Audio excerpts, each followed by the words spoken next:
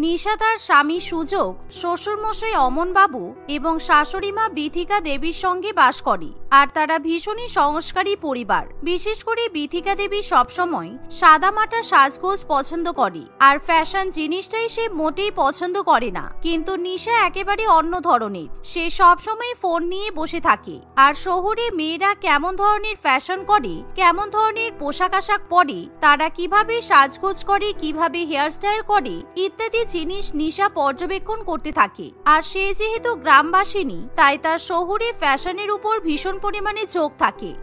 একদিন একটু পারমিতাকে ফোন করে খবর নিই, অনেকদিন ওর সঙ্গে কথা হয়নি, কি জানি কেমন আছে। শহরের বড়লোক শ্বশুরবাড়িতে বিয়ে হয়েছে বলে আমাকে মনে হয় ভুলেই গেছে।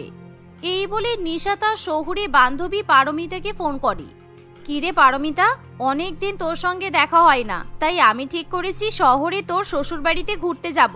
এই গ্রামে ঘুটঘুটে অন্ধকারে সবসময় বসে থাকতে আর ভালো লাগে না, তাই কালকেই আমি তোর শ্বশুরবাড়িতে গিয়ে ঘুরে আসবো। নিশার কথা শুনে পারমিতা খুব বিপদে পড়ে, কারণ সে ভালো করেই জানে নিশা যদি একবার তার শহুরে শ্বশুরবাড়িতে ঘুরতে যায় তাহলে তার সমস্ত ফ্যাশন সেন্স, জামা কাপড় থেকে শুরু করে জুয়েলারি সবকিছুই সে কপি করতে চাইবে। তাই পারমিতা প্রথমে নানা কারণে নিশাকে বারণ করলেও নিশা কিছুতেই কোনো কথা শুনতে চায় না। আর এমন সময় পারমিতার কিছু করার থাকে না। আর পরের দিন সকালবেলাতেই নিশা ট্রেনে করে শহরের উদ্দেশ্যে রওনা দেয়। আর সে যখন পারমিতার বাড়িতে পৌঁছায় তখন পারমিতা তাকে দেখে একেবারে অবাক হয়ে যায়। কিরে নিশা, তুই ঠিক আছিস তো? হঠাৎ করে তোর কি হলো? তুই এরকম অদ্ভুত পাতলা ফিনফিনে শাড়ি পরেছিস, তার সাথে আবার মাথায় বিনুনি করেছিস। তুই এরকম সাজগোজ করে রাস্তায় বেরোলি কোন সাহসে? তোকে লোক ঢিল মারলো না? আমার তো তোকে দেখেই হাসি পাচ্ছে। নিশার এরকম গাইয়া বোকা বোকা সাজ দেখে পারমিতা একেবারে হেসে ওঠে। তাই নিশা পারমিতার উপর রেগে যায়, কারণ নিশার ফ্যাশন সেন্স নিয়ে কেউ কোনো কথা বললে নিশা সেটা মোটেই পছন্দ করতে পারে না। কেন বলতো, আমার শাড়িটা কি খুব খারাপ? এই কালকেই তো আমি ফোনে দেখছিলাম এরকম শাড়ি এখন শহরে খুবই ট্রেন্ডিং। এখন সবাই এরকম ধরনের শাড়ি জামা কাপড় পরছে, কিন্তু আমার সমস্যা হলো আমাদের গ্রামে এরকম শাড়ি জামা কাপড় পাওয়া যায় না। তাই আমি বেশ কিছু দোকানে ঘুরে যেই শাড়িটা পেয়েছি সেটাই কিনে ফেলেছি। খুব আধুনিক দেখতে না হলেও শাড়িটা কিন্তু খুব সুন্দর। নিশার কথা শুনে পারমিতা আরো হাসতে থাকে, কারণ সত্যি নিশাকে একেবারে জোকারের মতো লাগে। কারণ তার পরনে থাকে একটা ক্যাটক্যাটে রঙের শাড়ি, আর সেই সাথে ব্লাউজের কালার একেবারে ভিন্ন রকমের। কানে বড় বড় দুল, পায়ে পামশু জুতা, পুরো একেবারে ফুল প্যাকেজ এন্টারটেনমেন্ট সেজে নিশা শহরে আসে। তাই পারমিতা তাকে দেখে কিছুতেই হাসি থামাতে পারে না। দেখ, আমি তোর ব্যাপারটা বুঝতে পারছি, তুই আসলে গ্রামে থাকিস তো, তাই তোর কাছে এইসব শাড়ি বিনুনি সবকিছু মডার্ন মনে হচ্ছে। আসলে আমাদের শহরের মহিলারা এরকম বোকার মতো ফ্যাশন করে না। শহরে মহিলাদের ফ্যাশন আলাদা রকম হয়। এই বলে পারমিতা নিশাকে নিজের ঘরে নিয়ে যায়। আর সে নিজের আলমারি খুলে নিশাকে অনেক দামি দামি জামা কাপড়, গহনাগাটি, জুতা, কসমেটিক্স ইত্যাদি দেখাতে শুরু করে। আর সেই সমস্ত জিনিসগুলো দেখে নিশার খুবই লোভ হয়, কারণ গ্রামে এসব দামি দামি জিনিসপত্র কিছুই পাওয়া যায় না। আর নিশা যদি এখন শহর থেকে সেই জিনিসপত্র কিনে ফ্যাশন করতে যায় তাহলে তার শাশুড়ি মা তাকে বকা দেবে। এগুলো আমাকে দেখিয়ে কি লাভ বল? আমাদের গ্রামে এসব কিছুই আমি পরতে পারবো না। ওখানে সবসময় আট পৌড়ে করে ছাপা শাড়ি পরে থাকতে হয়। সুতরাং তোর মতো এরকম জিন্স, টপ, স্কার্ট পরে গ্রামে ফ্যাশন করা সম্ভব নয়। সুন্দর সুন্দর জামা কাপড়, জুতা পরে স্টাইলিং করবি, এতে আবার গ্রাম শহরের কি আছে রে? এখন গ্রামের মহিলারাও এসব কিছু পরে, কোনো ব্যাপার নয়। তাই তোকে আজকে আমি আমার কিছু কিছু জামা, জুতা আর কসমেটিক্স দিয়ে দেব, তুই সেগুলো গ্রামে গিয়ে ব্যবহার করবি, কেমন? পারমিতার কথা শুনে নিশা একেবারে খুশিতে লাফিয়ে ওঠে, কারণ সে ফ্রিতে পারমিতার কাছ থেকে শহুরে অনেক জিনিস পাবে। এর থেকে আনন্দের বিষয় তার কাছে আর কিছুই হতে পারে না। এমন সময় পারমিতা নিশাকে এক ভর্তি শাড়ি, জামা কাপড়, জুতা, গহনা ইত্যাদি দেয়। কিন্তু নিশা যখন সেই ব্যাগ খুলে দেখে তখন সে দেখতে পায় ব্যাগের মধ্যে সব রং চটা ছেঁড়া জামা কাপড়, জিন্স টপ, ছেঁড়া জুতা ইত্যাদি আছে।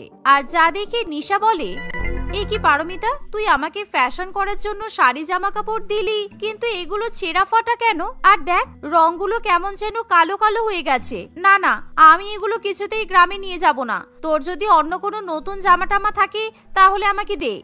আরে বোকা, কে বলেছে এগুলো ছেঁড়া ফাটা কিংবা রংচটা? তুই ফ্যাশন সম্বন্ধে কিছুই বুঝিস না।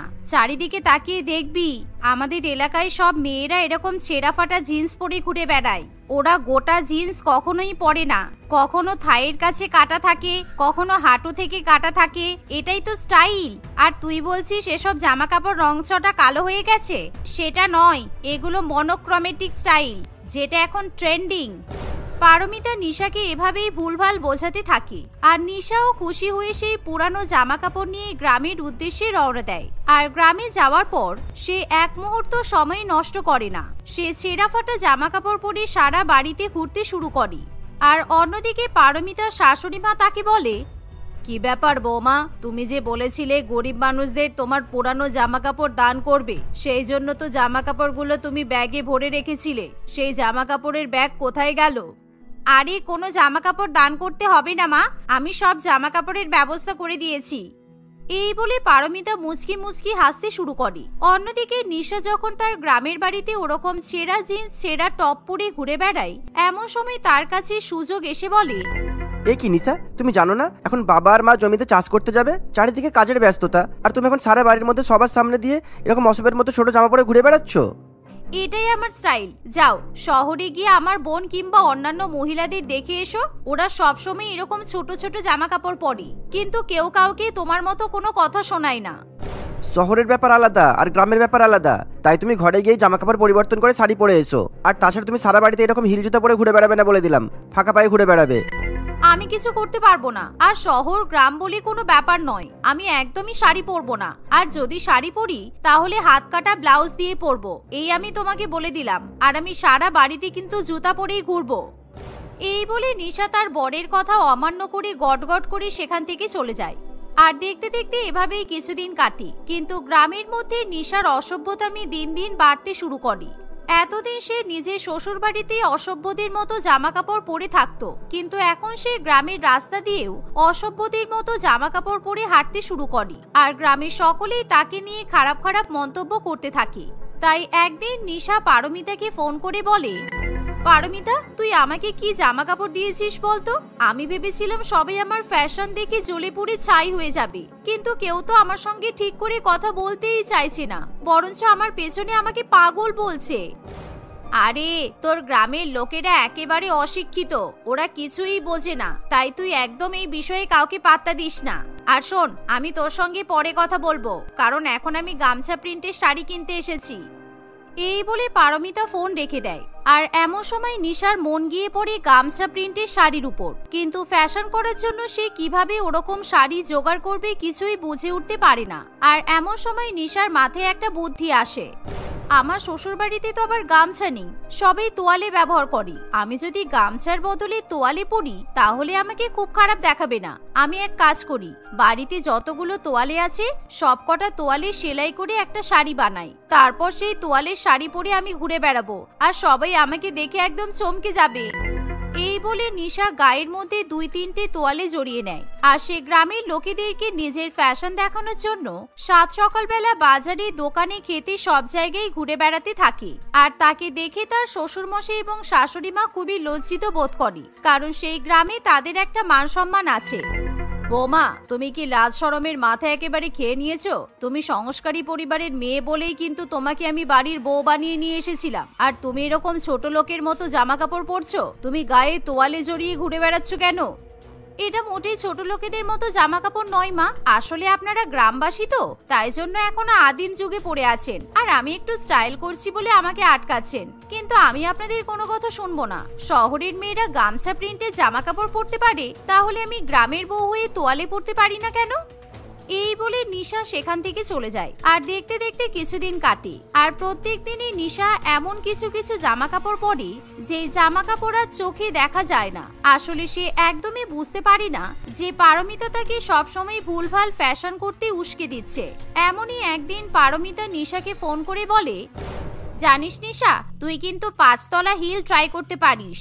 তোকে যে আমি জামা কাপড় ভর্তি ব্যাগটা দিয়েছিলাম, ওখানে দেখবি একটা অনেক উঁচু হিল আছে, তুই ওই হিলটা পরবি, আর তার সাথে পরবি একটা হট প্যান্ট ক্রপ টপ। তোকে দারুণ লাগবে।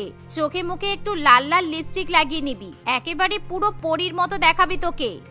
আচ্ছা ঠিক আছে, আমি কালকে এরকম সাজবো। আর কালকে আমাদের গ্রামে একটা বড় মেলা আছে, ওই মেলাতে গ্রামের সব মহিলারা ঘুরতে যায়। আর তখন যদি আমি তোর কথা মতো সেজে যাই তাহলে সবাই আমাকে দেখে চলে যাবে। এই ভেবে নিশা খুবই খুশি হয়, কিন্তু সে বুঝতে পারে না পারমিতা তাকে জোকার সাজাতে চাইছে। আর পরের দিন সকাল হতে না হতেই নিশা ছেঁড়া ফাটা রংচটা হট প্যান্ট এবং ক্রপ টপ পরে, আর সেই সাথে 5 তলা হিল জুতাও পরে নেয়। শুধু তাই নয়, সে পারমিতার কথা মতো মুখে লাল লাল লিপস্টিক লাগিয়ে মুখটা একেবারে লাল করে ফেলে। আমাকে আজকে কি একটু বেশি সুন্দর লাগছে কি জানি। আমাকে পারমিতা যেমন বলেছে আমি তো সেরকমই সেজেছি। এবার আমি মেলার উদ্দেশ্যে বেরোবো, সবার সামনে দিয়ে স্টাইল করতে করতে ঘুরে বেড়াবো।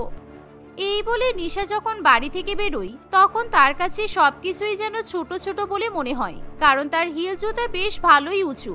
আর ওরকম উঁচু জুতা পরে গ্রামের রাস্তা দিয়ে হাঁটা মানে বিরাট ব্যাপার। তার রাস্তা দিয়ে হাঁটতে ভীষণ কষ্ট হলেও সে কিছুতেই হিল জুতা খুলতে চায় না, কারণ তাতে তার ফ্যাশন নষ্ট হয়ে যেতে পারে।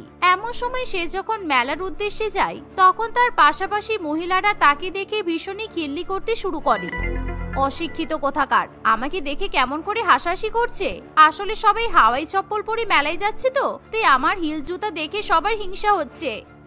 এই বলে নিশা সামান্য এগোতে শুরু করে, কিন্তু পথে যেতে যেতে সে বারে বারে হোঁচট খায়। কিন্তু সে একেবারে প্রতিজ্ঞা করে বসে সে কিছুতেই নিজের পা থেকে হিল জুতা খুলবে না। এমন সময় মেলায় যাওয়ার আগে একটা বড় গরুর খাটাল পড়ে। এ বাবা, এবার কি হবে? আমি হিল জুতো পরে গরুর খাটাল পার করব কি করে? আর এখন যদি আমি এই জুতা পরে খাটাল পার হতে না পারি তাহলে তো আমার আর মেলায় যাওয়াই হবে না। আমি হিল জুতা খুলে পার হতে গেলে পায়ে তো গোবর লেগে যাবে। এমন সময় নিশা কি করবে বুঝে উঠতে পারে না, কিন্তু তাকে যে করে হোক মেলায় গিয়ে ফ্যাশন দেখাতেই হবে। তাই সে ঠিক করে হিল জুতা পরে সে খাটাল পার করবে। আর সে যখন গোবরের মধ্যে দিয়ে খাটাল পার হতে শুরু করে তখন সেই হিল জুতা পরে নিশা একেবারে গোবরের মধ্যে পিছলে যায়, আর সে খাটালের উপর মুখ থুবড়ে পড়ে, যার ফলে তার গায়ে পায়ে একেবারে গোবর লেপালেপি হয়ে যায়। ওরে বাবা গো, মরে গেলাম, আমাকে বাঁচাও, কে কোথায় আছো, আমাকে বাঁচাও, আমি মরে গেলাম গো। নিশার এমন চিৎকার শুনে আর তার গায়ে গোবর দেখে গরুগুলো ভীষণই ভয় পেয়ে যায়। তাই তারা নিজেদের বাঁধন ছেড়ে নিশার কাছে গিয়ে তাকে পা দিয়ে লাথি মারতে শুরু করে। আর এভাবেই ফ্যাশন করতে গিয়ে নিশা তার জীবনে ভয়াবহ বিপদ ডেকে নিয়ে আসে। এই গরুগুলো আমাকে কেন লাথি মারছে? আমি আর জীবনে ফ্যাশন করব না। আজকে ফ্যাশন করতে গিয়ে আমার এই অবস্থা হয়েছে, আমার খুব ভুল হয়ে গেছে, আমাকে ছেড়ে দে তোরা। এই বলে নিশা ভীষণ কান্নাকাটি করে। আর তখন গ্রামের কিছু লোকেরা সেখানে জড়ো হয়, আর সবাই মিলে যে করে হোক নিশাকে উদ্ধার করে বাঁচিয়ে নিয়ে আসে। কিছুক্ষণের মধ্যেই নিশাকে ডাক্তার দেখানো হলে সে ধীরে ধীরে সুস্থ হয়ে ওঠে, কিন্তু তবুও তার মন থেকে এরকম গরুর খাটালের ভয় যেতে চায় না। আর কিছুদিন পর পারমিতা আবার যখন নিশাকে ফোন করে তাকে ফ্যাশন শেখানোর চেষ্টা করে তখন নিশা আর কিছুতেই তার কথা শুনতে চায় না, কারণ নিশা এখন নিজের বাঙালি ফ্যাশনে ফিরে আসে। তাই সে আবার প্রত্যেকদিন সুন্দর করে গুছিয়ে শাড়ি পরতে শুরু করে।